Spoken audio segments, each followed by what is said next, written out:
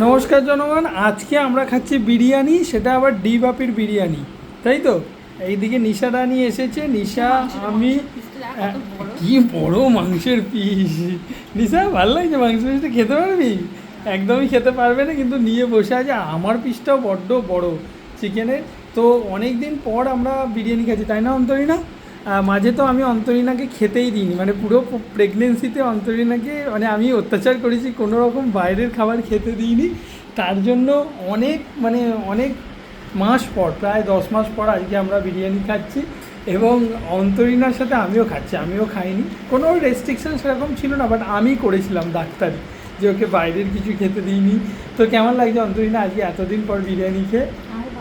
ওর খুব ভালো লাগছে, কিন্তু কেমন করে বলছিস আমার খুব ভালো লাগছে। যাই খাই, আমরা এনজয় করি খাবারটা।